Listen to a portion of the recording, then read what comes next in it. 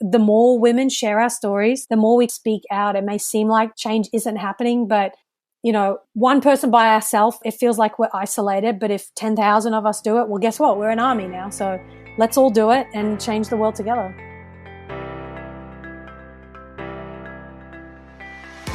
Hello, welcome to The Story of Woman, the podcast exploring what a man-made world looks like when we see it through her eyes.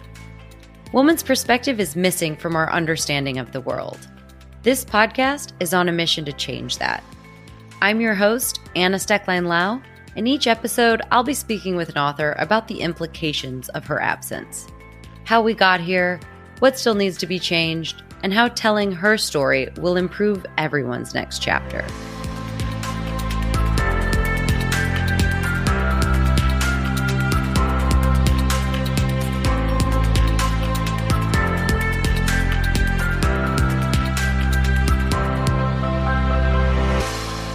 Hello, everyone. Welcome to the final episode of the season. I am so happy you are here. I thought, what better way to end it than by celebrating women and all of their amazing strengths and achievements, and how no matter the obstacle put before us, we continue to show up in the world and fight to make it a better place for everyone. Because for too long, women have either been denied participation or their contributions to the world have been overlooked, forgotten, or contributed to a man. And while we have come a long way, you won't be surprised to know that this isn't a new problem.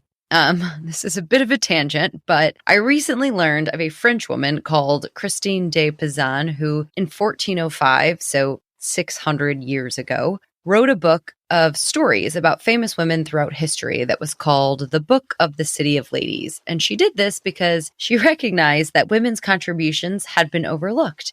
And she thought that it was, quote, about time the female sex was protected and defended. So she thought it was about time in 1405. And here we are, 600 years later, still fighting that same fight.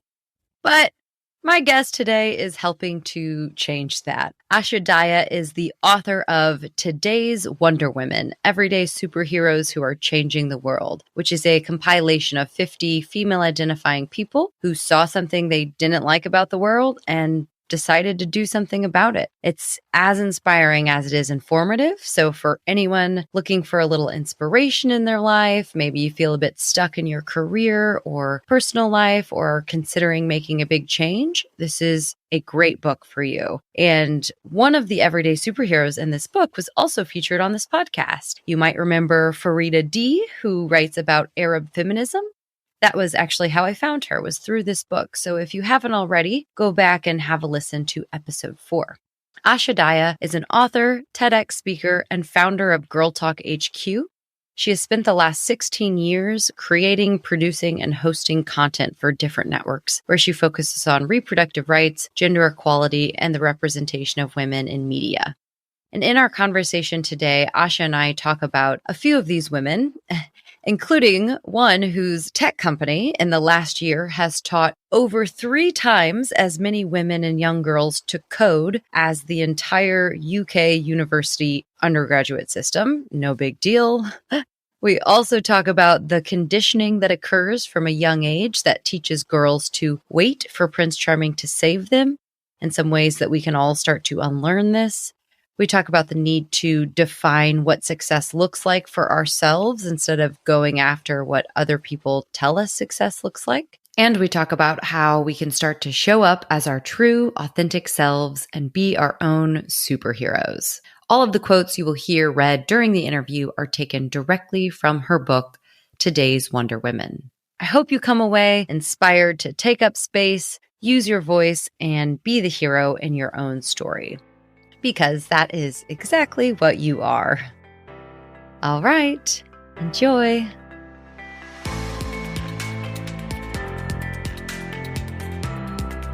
This episode is supported by The Know, a new media company you really need to know about.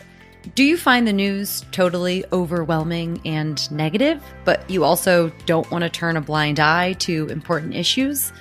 Then The Know was made for you. Their daily newsletter tackles the biggest issues of the day in an informative yet easy-to-read way. It focuses on how to take action on the things you care about and always includes an uplifting story. The newsletter takes less than 5 minutes to read and is personalized based on your location. Subscribe today at www.theknowmedia.co and sign up to The Know to feel better about the news.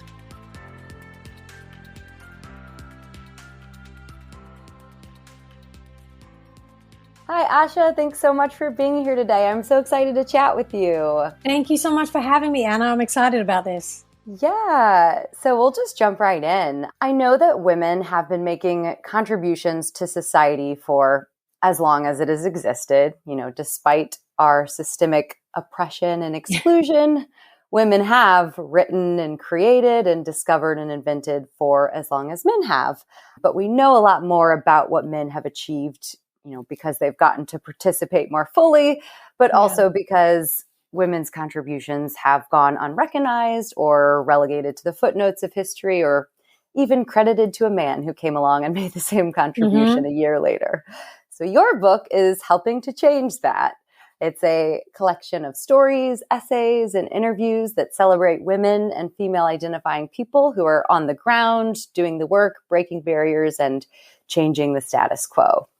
So to start, could you tell us, how did you get the idea for this book and what story were you trying to tell in writing it? Yeah, absolutely. Well, to tell you how the book came about, I have to tell you how my blog, Girl Talk HQ, came about, because that's kind of where it came from. So Girl Talk HQ, I started a blog series called Today's Wonder Women, and I ended up getting a book deal from that. A book agent found me a couple of years ago and contacted me. But the idea for that series and even the blog came about, it would have been 2012. I was living in LA. I'm still living in LA, but I was going through a divorce. I was at a crossroads in my career. I had just left my fairly large conservative evangelical church, had no idea where my life was going. But one thing that I really wanted to center myself with was a community of women and like-minded women that had gone through some stuff that I had gone through. I was about to be 29 and found myself going through a divorce, thinking this was never in the plan. And so I started this blog as a way to find a digital community. My background is in TV hosting and producing. And so I thought, while I'm figuring out my career, while I'm trying to get my life back on track, let's just do something creatively. And I was drawn to finding stories of everyday women like me who were going through things, but also who were achieving great things and breaking barriers. And it just kind of grew from there.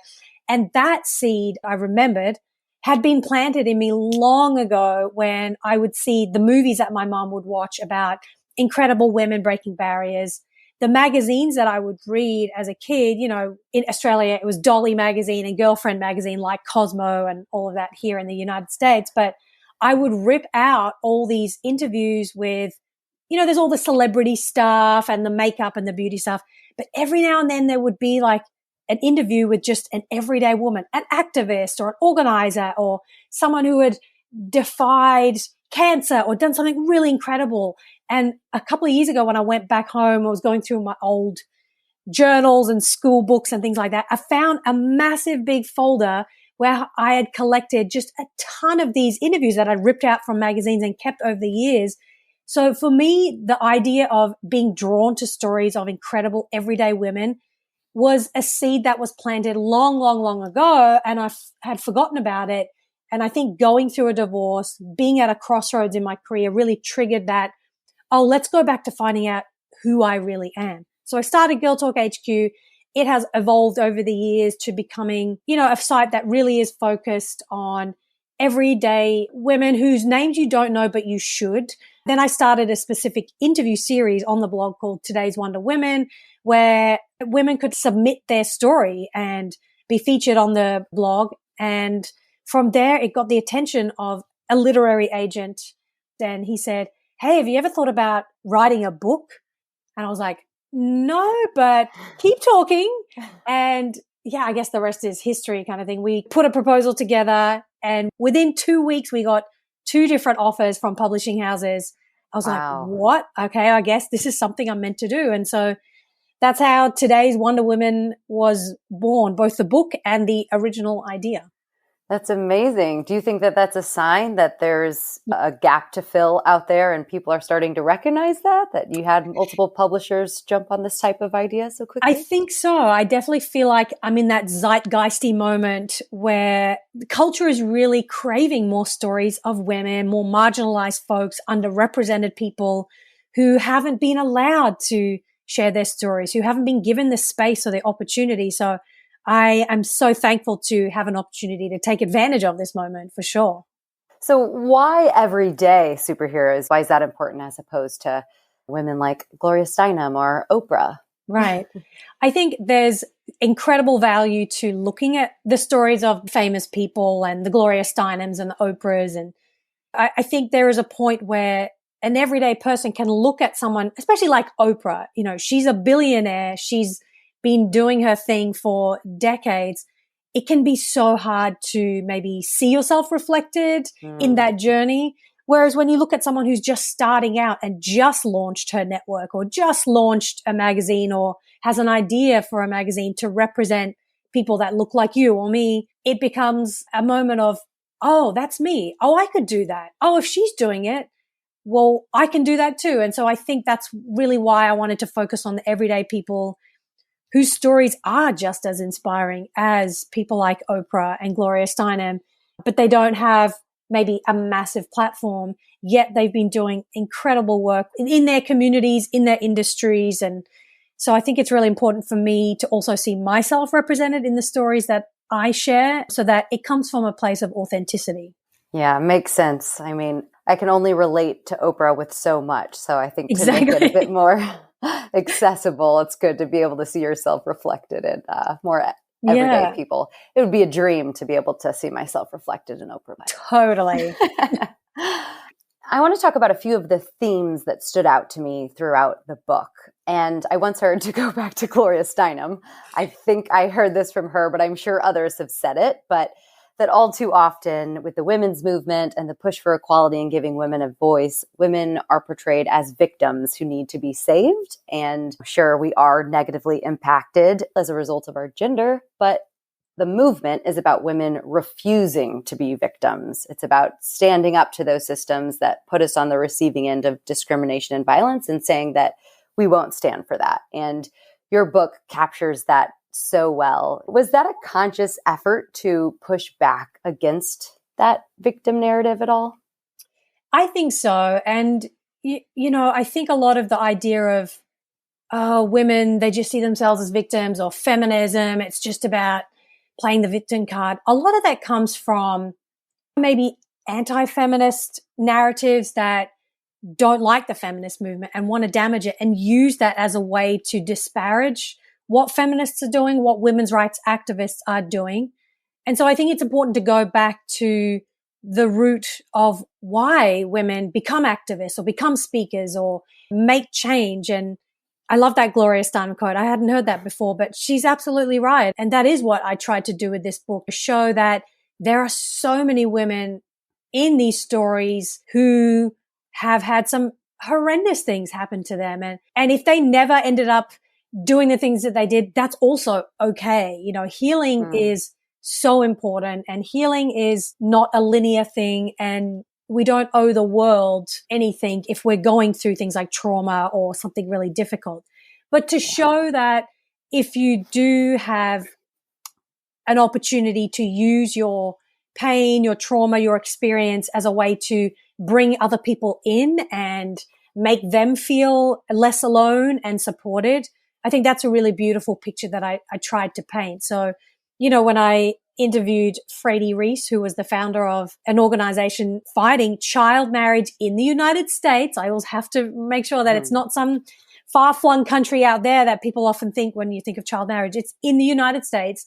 She was a victim of forced marriage at a young age, and she could have, you know, she ended up escaping that situation, thankfully, and she's okay today. And if she never founded her organization, the fact that she is safe and healthy is enough. But she knew that there were other women like her and young folks that needed someone to help them and advocate for them. So she used that pain and that experience to help others. So I think, the word victim can be very loaded and triggering in a number of ways, but I just want to remind people that it's okay to go through what you've gone through and not have achieved the Nobel Peace Prize afterwards. Okay. You just got to be where you are in your journey and, find comfort in other stories and other people's lives that can perhaps help you along your way.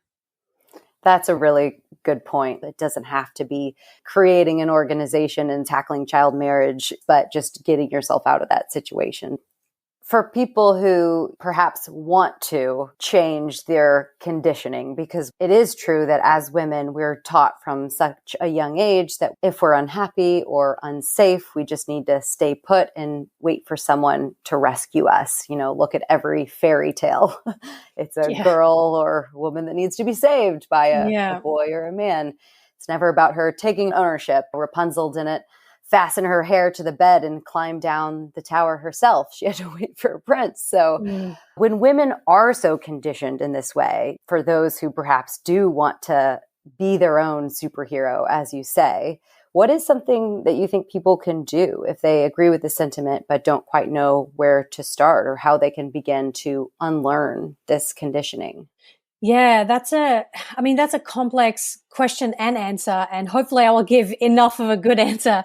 But you're right in that it is a lot of conditioning, and it starts almost from birth. The images that we see as young girls, the Prince Charming rescuing the poor helpless woman on screen, and almost every major Hollywood movie where there's a male protagonist, he's rescuing this poor helpless woman and she couldn't have done it without him. Obviously that is changing. But those messages happen from such an early age that it becomes very, very difficult at times to unlearn that as adults. So I think it really does start with, what do we focus on every day? What kind of stories do we read? What kind of news do we consume? What kind of movies and books and literature, and how much of all of that points us in a very skewed and narrow idea of gender representation? So it is really about unlearning that, and there's so many ways to do it. And I think storytelling can be a very powerful vehicle to dismantle the harmful norms. I agree completely, which is why I'm such a big fan of, there's this book over here in the UK called Gender Swapped Fairy Tales. Ooh, I don't know if you would have heard of that. I haven't, but now I want to read it.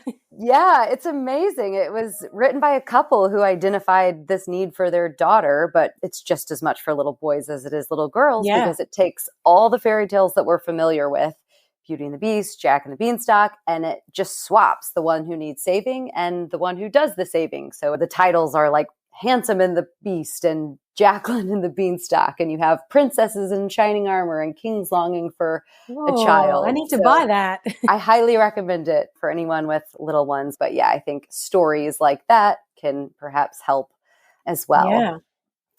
And then, of course, on the flip side to all of this conditioning, we know that boys and men are taught from these same fairy tales to see themselves as saviors of girls, and that they're forbidden from admitting if they themselves need help. So what do you think these types of stories of women can provide for men? Yeah, that's also a loaded question. And it's a lot of those, I think. But it's good because it's something that I have been thinking about a lot. I have a 4-year-old boy and a 2-year-old girl, and we love to read books at night, but he's at an age where I can really see he's understanding the idea of gender and concepts of who does what and how things work in the world. And so I've been very conscious, even telling him stories like, oh, look at the construction workers instead of the construction men, or look at the construction men and women over there. Look at the teachers, whether in the illustrations or in the story, they are men or women. I make a conscious effort so that he knows men and women can be whatever industry or career you want. And so I've seen that reflected when he says to me, and Mummy, what do the mans and ladies do when they go on I was like, oh, good job, Frankie, good job. They learn it from such an age, and it really is how you model that to especially young men. And I think it's really important because I really want him to know that he can be his own hero, yes. And also my daughter Zoe can be heroic, but then also it's okay to feel sad and emotional and not be able to fix everything and communicate with your words. So I love the push for empowering women, but I think coinciding with that, we have to also bring in the young boys and the men to be like, this is your fight too. This is all of our movement. This is a movement to better all of humanity. You know, when women benefit, everyone benefits. So I think that push, you know, among feminists and women's rights activists to encourage men to not think it's weak to admit failure or admit that you don't know what to do and you need help, like you said, and be emotional. I think that push is so, so important. You know, we see so many horrendous examples of toxic masculinity that has kind of plagued the world throughout history, whether it's someone like Hitler or someone like Donald Trump or, you know, these awful, awful male leaders. You kind of can't help but wonder what would have happened if those men had been taught something completely different from a young age, you know? Yeah. If they had gender swap fairy tales. Exactly. If Donald Trump had gender swap fairy tales, maybe he wouldn't have such a Different chip story on his shoulder. And, you know, there are plenty of men in the stories that are featured in these women. They talk about their partners and their sons and their colleagues. And I think it just really underscores the idea that equality is not a zero-sum game. There is room at the table for all of us, and there is enough opportunity and space and platform for everyone's stories to be shared. And I think it's just about how do we find that balance. So I hope the men reading this book will see themselves or their loved ones, their mothers, their sisters, their daughters, their friends, their colleagues reflected in these stories, and also be inspired to know that they can join the fight. They can join the women in their lives to help them be heroic and change the world. We almost need a men's version of this platform and book as well, not because they necessarily need a bigger platform, but a lot of your stories are about how women are overcoming gender expectations. So what if we had a swap for gender expectations for men, and they could write stories about times they showed vulnerability or shared their feelings? That'd be something to be celebrated. Yeah, there's a really good documentary called The Mask You Live In, and it was made a few years ago, but it really was about unpacking toxic masculinity and harmful gender norms that are thrust upon boys from a young age, and showing these amazing male activists and speakers and leaders who are really trying to change the culture for men in America, all different ages, all different ethnicities and backgrounds. It's a really great movie. Thank you for the recommendation. Switching gears here, I want to talk about the definition of success for a minute. This was another theme throughout the book. And for you, I know you started in a very objectively successful career working for big platforms like Disney, ABC, MTV, among others. You said you were making great money, having a very successful career, but then you kind of became bored and disillusioned and decided you wanted more out of life. And I think that this is very common for many of us to strive to be successful by society's standards, whatever that means for our specific profession, that we can forget what success looks like by our own standards. And I think that this can be particularly worse for women because success has been defined, by men, and we've kind of trained our minds to think of success in a really certain way, getting ahead, climbing the corporate ladder, becoming CEO, this set agenda of tick marks that are often defined by masculinity and even whiteness. Could you talk to that idea? Do you think that there is one traditional definition of success? And if so, how did you measure success in the stories that you chose to share? Yeah, that's a good question. I think the idea of success, even the word itself is very loaded because we automatically think of the male defined version of it. And even not just the idea of success, but who created the systems that lead to that very specific type of success is important for us to unpack and look at. There was a show on FX on Hulu here called Why the Last Man. It was very dystopian, future driven.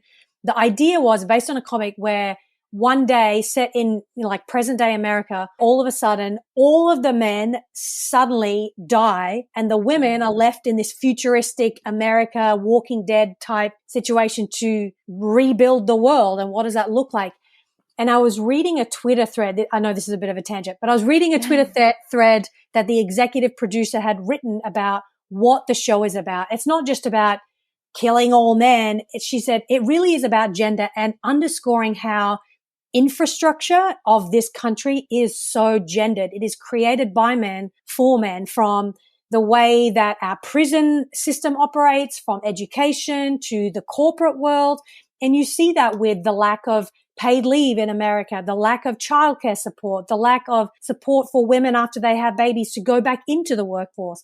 So when you think of success, we're already starting on a bit of a back foot as women, because the whole ecosystem and infrastructure that allows for people like, and Oprah is a complete anomaly. But when you think of people like Jeff Bezos or Steve Jobs or Elon Musk, the system allows for people like that and wants people like that to become successful. People like Oprah are a complete anomaly. The system is not designed for Oprahs to flourish and become who she is, especially because she's a Black woman. So when you think of success, there's the systemic dismantling that needs to happen, which is its own mission front. But then there's also the internal that we need to dismantle. Like, why do we have to be successful to be considered valuable or worthy in the world? And I think the pandemic, for me personally, has really allowed me to analyze, like, who am I if I'm not Asha the achiever, writing a book and releasing that and being on a podcast and, all the things. It's like, am I worthy regardless of all that stuff? And am I still considered successful? Those are conversations that I'm glad we're having more of. And I also think that for a lot of people, and for me on some days, getting out of bed and brushing my hair and having a cup of coffee and getting my kids out the door to daycare and feeling like I've done a good job, that's successful. I think there's this hyper capitalistic notion that success means money, power, being a CEO, owning all these things, having incredible wealth. But I think if we just shift our thinking a little bit, that'll really change the world in a lot of ways. So I hope that all made sense. That was my storytelling hour. Complete sense. And I couldn't agree more. I think definitely on a systemic level, but especially as individuals, that we need to define our own definition of success and then go after that instead of going after what society tells us success is. And what society tells us success is, maybe some people do genuinely want to go after that. Sure. And that's okay. Yeah. But to be able to come up with that as a decision on your own. And I mean, that's all the women in this book. They defined success for themselves. They figured out who they were and what was meaningful to them. And the range of success, quote unquote, that you see in the book is such a variety. And I hope people are encouraged by that. I definitely was. That's why that was an ongoing theme that stuck out for sure. And there was a nice quote from Sarah Moshman, who is a Emmy Award-winning filmmaker. And she said, "Sometimes you climb the ladder of success to find it was on the wrong wall." Yeah. All right. I want to get into the book and some examples. The book is broken down into 8 sections, from leadership and activism to arts and women defying the odds and disrupting the status quo. To start with, the leadership section. You said in the introduction, you talked about how our default image of a leader is male. Could you tell us what you meant by that? Yeah. I mean, if I asked you in 3 seconds, come up with 3 names that have changed the world in, say, technology, who are you going to come up with? Steve Jobs? The ones you Mark already Zuckerberg? named. Jeff Bezos? Exactly.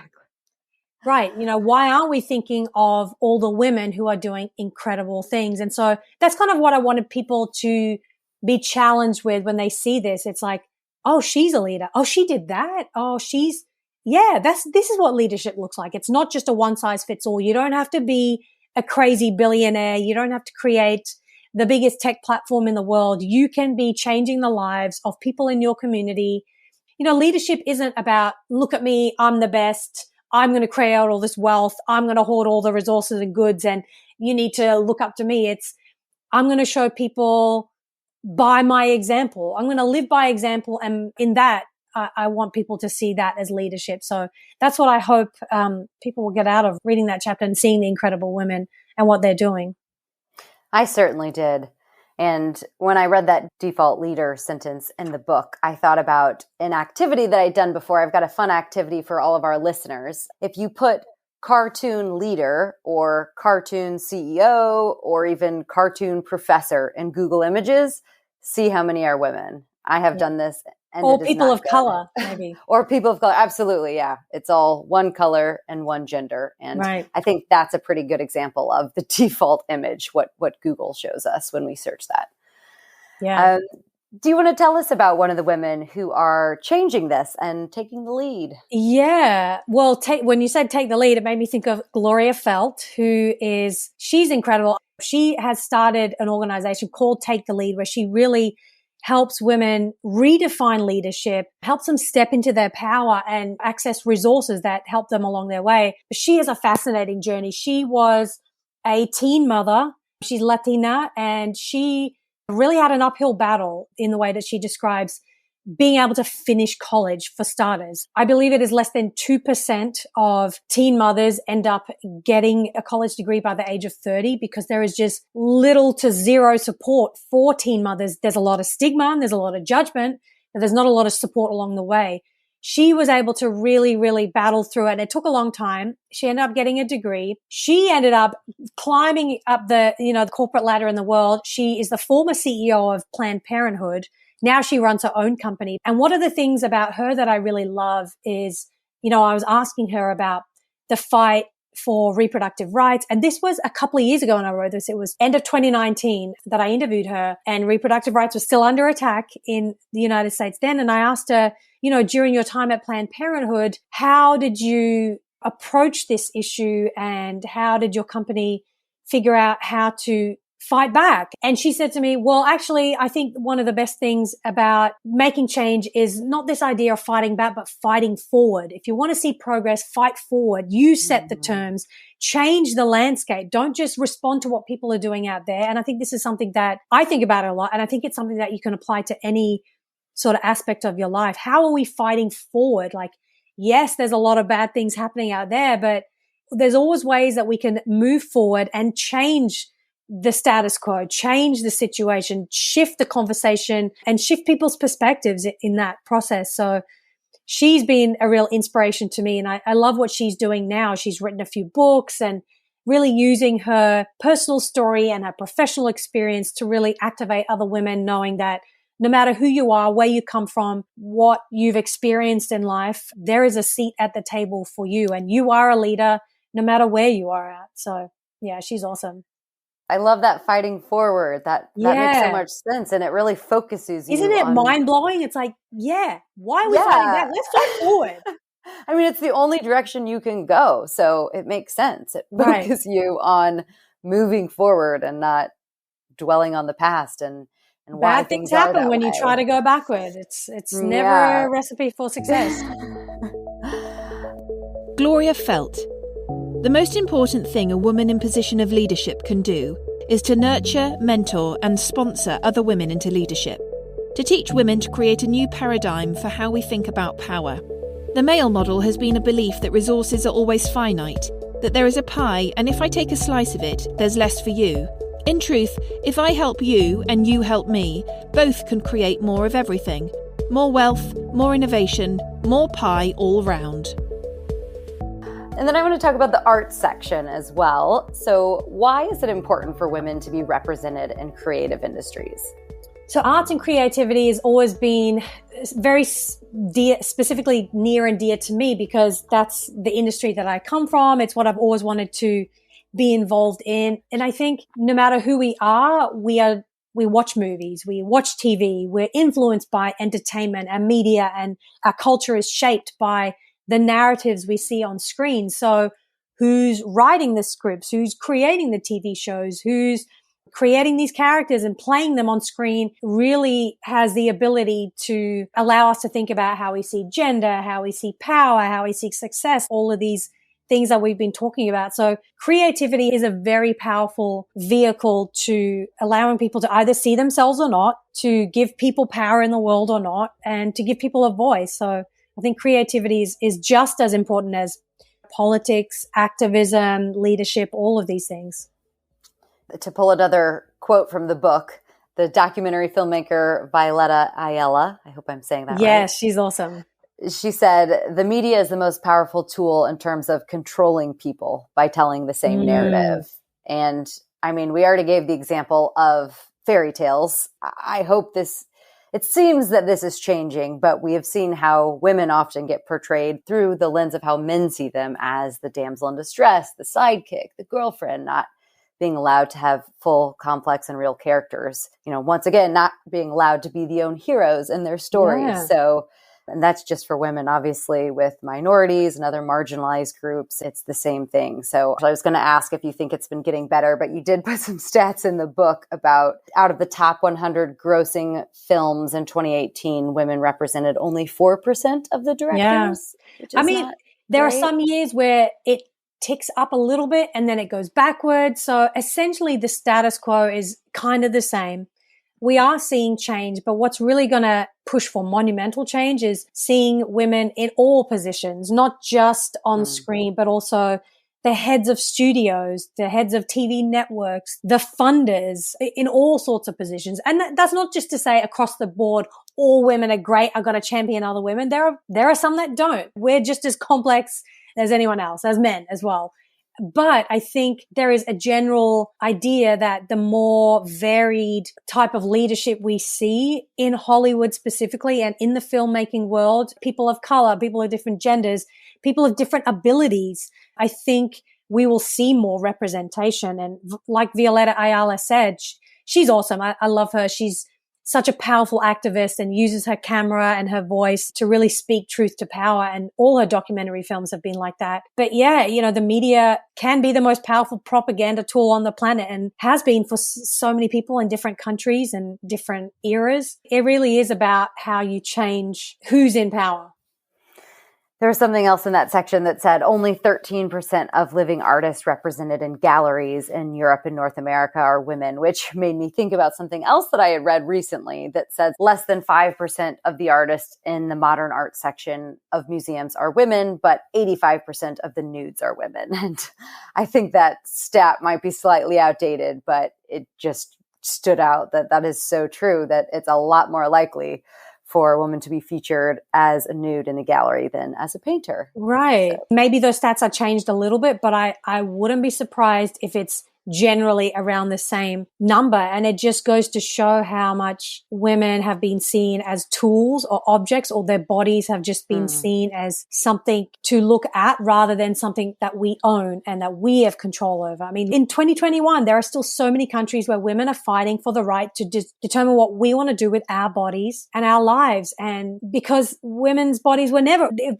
our own, they were always under the control of men, of people in power. And so I think it really is telling, and also pretty much assumes that the majority of women you're going to see in art galleries would be nude. But that's what we have to change, who has access to autonomy and power over themselves, and that gets reflected in our art and culture. So yeah, one of the women in the book, Indira Cesarini, she owns a gallery in New York. It's called the Untitled Space, and she is really making a conscious effort to promote primarily female artists, but also non-binary artists. There are also men in there as well. People of color underrepresented, but it really is a feminist space. The exhibitions that she puts on and that she curates really has been focused on the female gaze and women's voices and what women want to say through art, because a lot of the art world is still very white, very male, and very skewed towards a specific type of audience. But everyone loves art, and all different types of tastes should be catered to. And for her, she wants to project a very specific, very intentional feminist lens into that world unapologetically. And it's really great. I've loved all the exhibitions, and I constantly promote the work that she's doing on Girl Talk HQ, but having her featured in the book was a no-brainer. Ooh, the Untitled Space. I'm going to go there the next time I go to New it's like York, a blank canvas. Like, what do you want to put in that space? And yeah. Love it. Indira Cesarini. I think it's important to look at historical narratives that we may have taken for granted, but are equally embedded in our culture and have had lasting impact. In 2019, I presented an exhibition titled Eden that investigated the story of the Garden of Eden. Aside from the gender stereotypes, role of subservience, guilt and blame it has placed on women, the story of Adam and Eve has positioned women as inferior to men since the beginning of time. I felt it was time to take a look at this story from a feminist perspective. All right. So one more section in the book that I wanted to go over today was the women entrepreneurs. And you start with some really incredible stats that make me feel like this section is a total success story. You write that every day in the United States, women start 849 businesses. That's incredible. And that you said that a report from 2018 showed that the number of women-owned businesses grew 58% from 2007 to 2018. And more specifically, the number owned by Black women grew 164%, making Black women the only racial or ethnic group with more business ownership than their male peers. That's incredible. Yeah. But of course, there's a catch. Yes. Even though there's ample evidence that female-founded companies have a higher rate of return on average than their male counterparts, women face significant challenges with funding, with only 8% of VC firms in the US having female partners. So from your perspective, how are women overcoming these kinds of challenges? Yeah, it really shows the disparity when you mentioned Black women as small business owners, and even Latina women as small business owners as well are really outpacing white men, for example. And even though only 8% of venture capitalist partners are women, less than 2% of venture capital funding goes to women entrepreneurs, and even less for women of color. So there's a huge pipeline problem. So having more women in the venture capital seat will definitely change. But it's also like when you think of a business person, you almost want to just say businessman, because it's like a word that we know, as opposed to businesswoman. It feels more awkward and clunky and doesn't roll off your tongue. But the women in this book are just doing incredible things. Amali De Alwis, she is the CEO, or now she's a former CEO. Since this book came out, she's gone to do other amazing things, but she was the CEO of a STEM company, a tech company that is helping more women and young girls to code in the UK than any British university. Like, that's incredible. She's a woman of color herself. She's an engineer herself.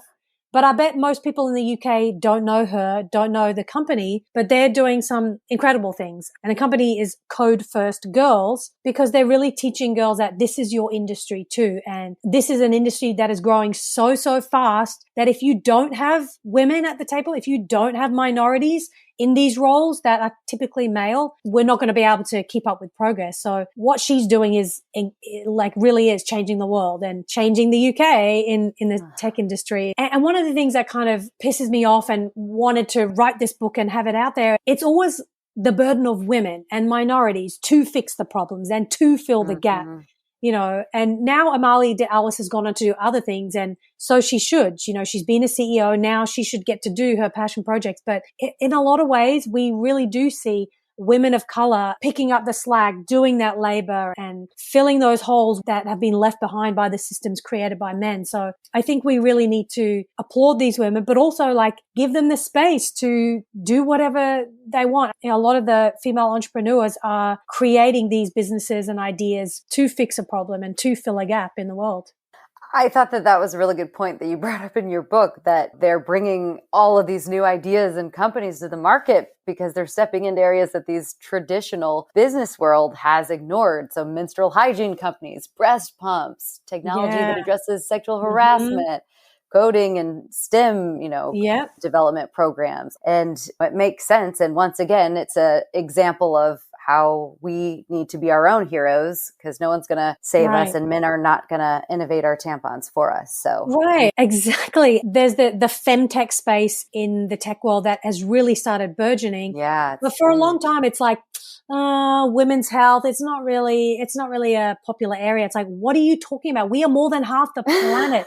Menstruating people make up a huge population on the planet, and women hold the majority of consumer spending power, at least in America. And I would say that's the same in the UK and a lot of other major economies in the world too.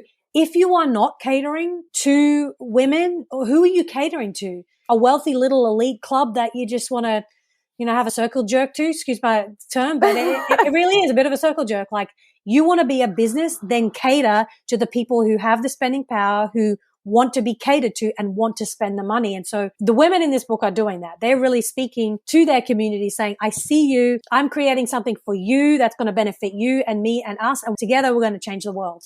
Yes. And we are all going to support these women-owned businesses. Yes. I will put links, at least to the ones that we've mentioned, in the show Yes, notes. please do. And then you can find all the rest in Asha's book. Yay. Amali de Alwis.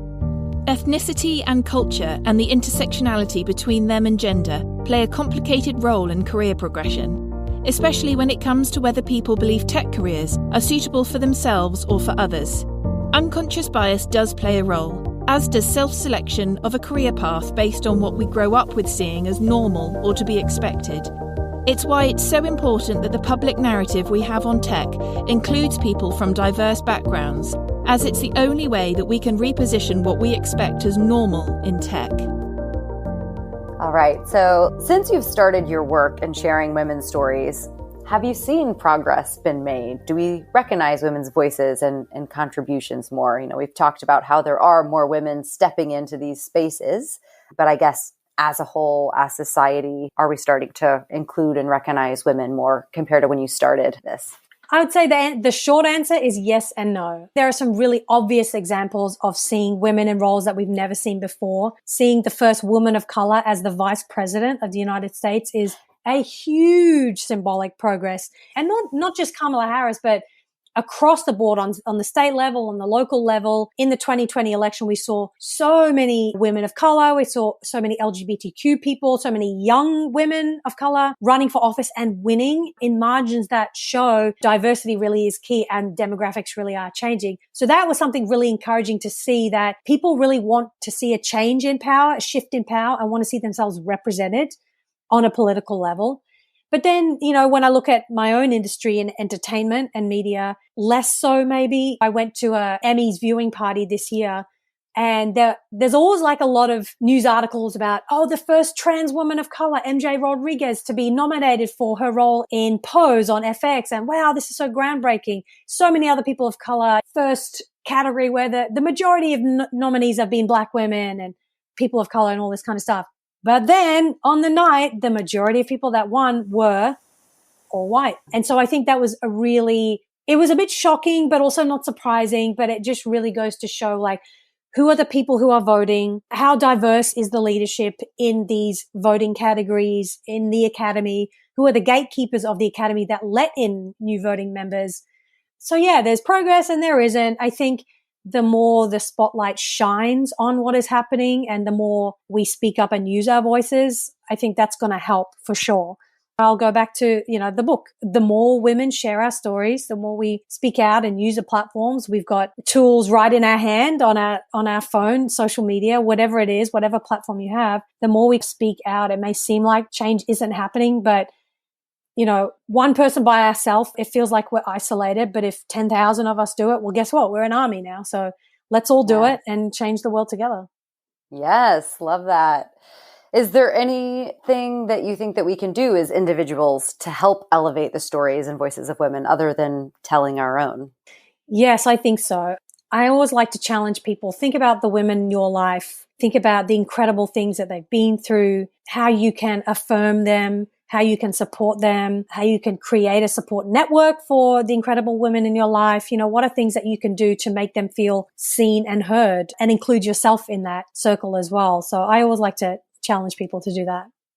What advice would you give to people listening who might aspire to create change but don't know where to begin? I think to create change, you first, instead of looking outside there first, you have to look within first. Why do you want to create change? Who are you and what are you showing up in the world as? What is something that you are passionate about? What is something that you can't get off your mind, that you wake up thinking about, you go to sleep thinking about? What is something that you feel is driving you? And maybe not everyone wants to make change or change the world. That's okay. But find something that you're passionate about, and that will lead you on all sorts of interesting and incredible paths. But I think to create change, it starts with ourselves. Maybe it's finding a local organization you can join and learn more about. Maybe it's reading a book about an activist you really admire and figuring out how they did it. Maybe it's attending a webinar, or there's so many resources that you can find to help equip you on your journey to creating change. So yeah, I think just take those small steps, everyday steps. Don't overwhelm yourself. Oprah didn't wake up as the billionaire. She started out as a local radio host at a time when Black women were not heard on the radio. And so it just really takes, you will find barriers, but that's okay. I think that's why it's important to do the work internally first. When you come up against those barriers, but this is what you're meant to do, how do you rise to the occasion? How do you pivot? How do you go around that barrier or find a way through it? Just take that first step. Yeah. If people take one thing away from this conversation today, what would you want it to be? That you matter. Your story matters. Great. I could say more, but I think that really is the heart of who I'm trying to become, someone that understands that I matter. I try to tell myself this mantra before I go to bed every night and when I wake up. It doesn't always happen, but I always try to tell myself, like, I am worthy and I am loved and I matter. And so I think anything else is just a bonus. As long as I know that and I start with that, and that you listening out there know that, you can change the world and do whatever you want. And it's going to be a beautiful thing because you know your worth. Wow, that's powerful. And speaking of powerful, I did want to end with the question that you asked a lot of the women in your book. Oh, yeah. So Asha, what makes you a powerful woman? Well, if you'd asked me a year ago or even a few months ago, I would have said all these things. I've done all these things and I think I'm so great because blah, blah, blah. But I think what makes me a powerful woman is the recent realization that I need to know my own worth. Maybe that's not a cool, quotable answer, but I think what makes me powerful is knowing my worth, knowing my value, and starting from that place rather than finding it from someone else or in the world. Being your true authentic self. I think that's absolutely. And now for Your Story, the part where you are invited to reflect on this story as it relates to your own life. Think about it, write about it, talk about it, and if you wish, share with the community. Whether or not you are listening in real time, if you send in your thoughts, experiences, questions and recommendations, they may be included in a future listener-led episode. There is a link in the show notes or revisit the Your Story episode to learn more. Remember, no matter your story, you are not alone in your experience, and there is power in our collective realization of this. All right, so as listeners come away from this hour with you, are there any questions that you want to put forth to them? I always like to encourage people to think about who is the superhero in your life, the everyday superhero, and also what makes you heroic, not comparing yourself to someone you see on screen or someone you read about on the internet or in a newspaper or in a book. Think about all the things that you've done in your life and remind yourself, like, oh my gosh, I did that. Yeah, I'm a badass. Like, I am my own hero. I made that happen. Like, how cool is that? I had that on a vision board one day and today I've done it. Like, how cool is that? So yeah, think about who are the everyday superheroes in your life and what is something in your life that you've done that you're proud of and that you would define as super heroic. And probably what makes you a powerful woman or person. Yeah. Maybe think about what makes you a powerful woman or what makes you a powerful person. Feminism was established so as to allow unattractive women easier access to the mainstream. Bitter, nasty, ugly, man-hating, empty horror show. Lesbianic sort of feminism. Which is what feminazism was essentially all about. And now for The Feminism Gets a Bad Rap Because the Narrative Has Been Just a Bit One-Sided corner. All right, and then for some rapid-fire questions to wrap up, what does feminism mean to you? Equality. All equality. What is one of your earliest feminist memories? I'm going to say, I mentioned at the beginning, growing up, looking at my mom's example of being enamored by these stories of heroic women in Indian art house cinema. It wasn't Bollywood, it was just the independent Indian films. And I always used to be like, whatever, why is she watching that? But to me, that was the early example of feminism and seeing my mom recognize the power in these women and what they'd overcome. And what is the story of woman to you? I think the story of woman is still unfolding. I think it's not a singular journey and we are all on it together. And each of us has the power to write parts of that journey. Oh, so good. All right, a few more. What are you reading right now? I'm reading Lemons in the Garden of Love. It's a book by Ames Sheldon. Her great aunt was the founder of the birth control movement in Massachusetts. She's an author, and she had written this book that includes themes of birth control and reproductive rights and abortion, and at a time in Massachusetts decades and decades ago. But it's a fascinating book and a fascinating story, because at the time birth control was very, very scandalous and illegal and considered this taboo topic. So yeah, Ames Sheldon, Lemons in the Garden of Love. Do you have a favorite book? No, I don't. I know, that's a hard one. It's so hard. I read so many books. I love reading. So there's no way I could ever pick one, unfortunately. Sorry, that's a bad answer. That's fine. That's a tough question. Probably the hardest one this whole hour, right? Yeah.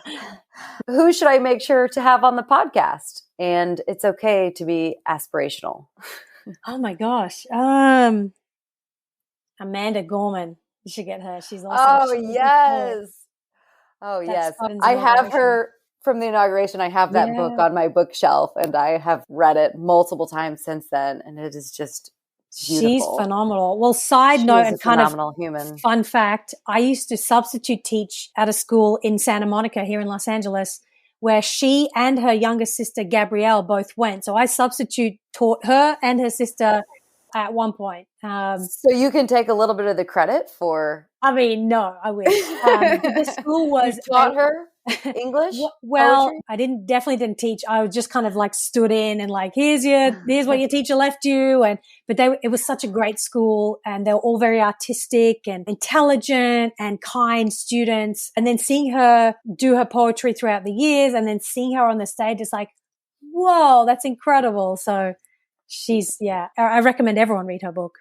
Yeah, same. What are you working on now? Yeah, I'm working on a short documentary. It is about 3 women who are sharing their later abortion stories. The title is going to be changing, so it's still a work in progress, but really, really important and beautiful stories, heartbreaking stories as well.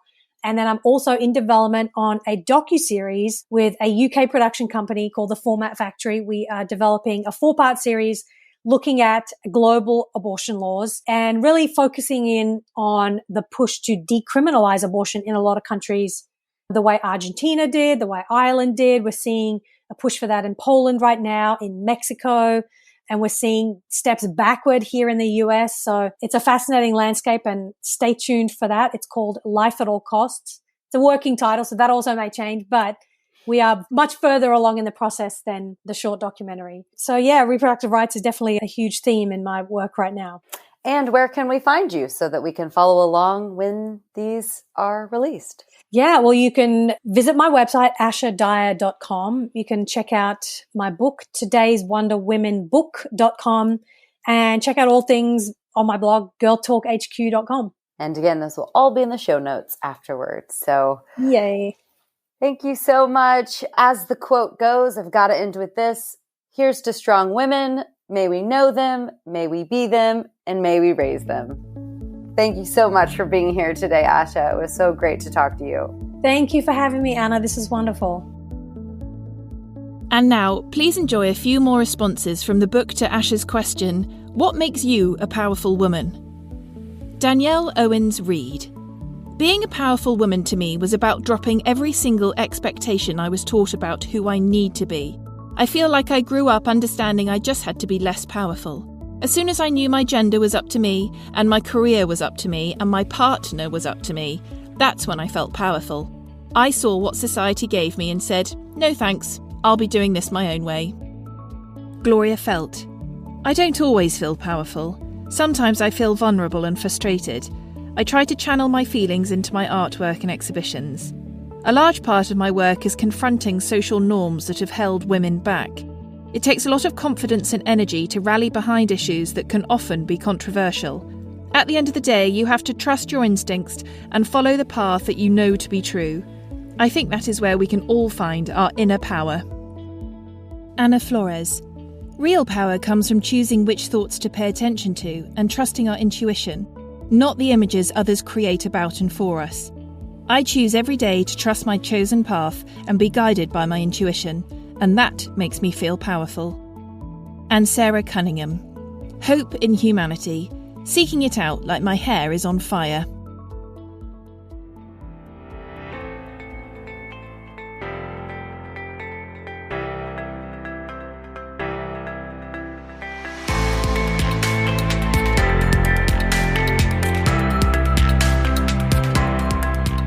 Thanks for listening. The Story of Woman is a one-woman operation with voiceovers done by Jenny Sedborough. If you enjoyed this episode, there are a few small things that you can do that make a big difference in helping other people find the podcast and allowing me to continue putting out new episodes. You can subscribe, leave a review, share with a friend, follow on social, buy me a coffee. Not literally, this is the name of the platform to raise production funds, but hey, I'd grab a coffee as well. Or head to the website and check out the bookstore filled with hundreds of books like this one.